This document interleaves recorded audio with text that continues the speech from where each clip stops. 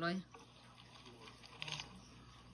Huwag matakot, huwag magnervyos. Pagkatapos, mabilang ang sinasakay namin sa mga sakyang patungo sa Horizon Residence, Taguig. Pagdating sa Horizon Residence, dumidiretso kami sa basement upang maibaba ang nasabing basura at dalhin sa unit ni Congressman Saldico sa 56th floor sa nasabing lugar kung saan siya nakatira. Grabing pera. Bago ibaba ang nasabing basura, ito ay bawas na. Halimbawa, nag-akyat kami ng 46 na malita.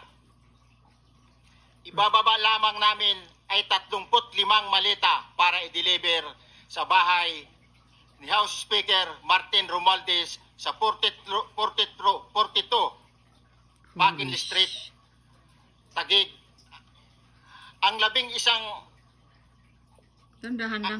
isang malita ay naiwan sa taas ng 56th floor sa Horizon Residence. Umigit kumulang 3 bisis ako mismo ang nag-deliver ng basura sa bahay ni Congressman Saldico, sa Horizon Residence at sa mga bahay ni Speaker Romualdez sa 42 McKinley Street, Taguig.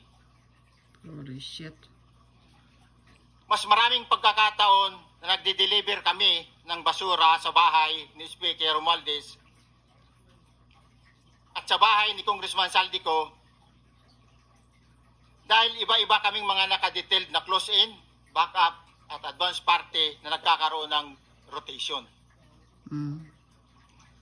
Sa huli, ako po ay nagnanais na mapasailalim sa Witness Protection Program dahil alam ko po nanganganib ang buhay ko at ang aking pamilya sa ginawa kong paglalahad na ito. Grabe.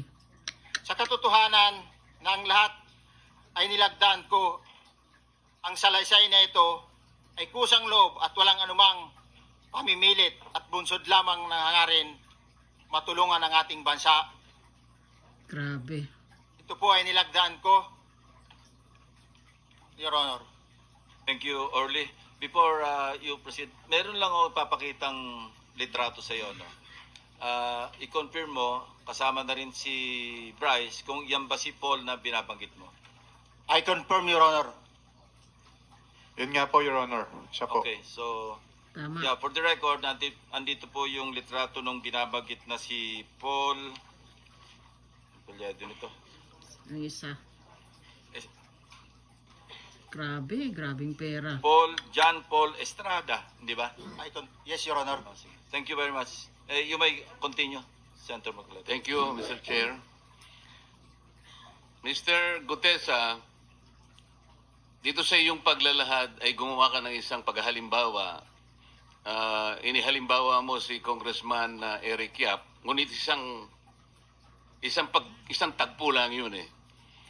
Ikaw ay na-hire ni Representative Saldico, sabi mo rito ay December 5, 2024 pa. Yes, Your Honor. Sa pagkakaalam mo, mga ilang beses kayong gumagawa ng bagay na ito. Ibig sabihin, yung pagdi-deliver ng pera, sa natatandaan mo, gaano kadalas ang pagdi-deliver?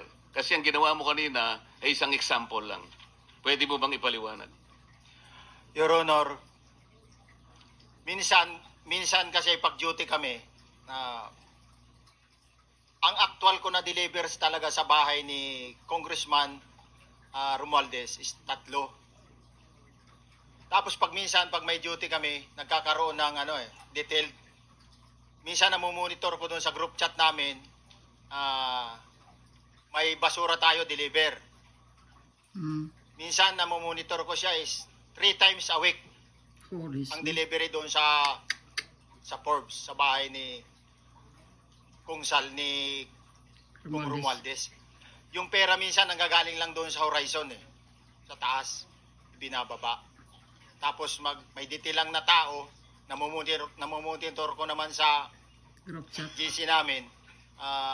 Kaya nalalaman ko yung movement ng tropa, kung ano yung sinasabing basura ng delivery.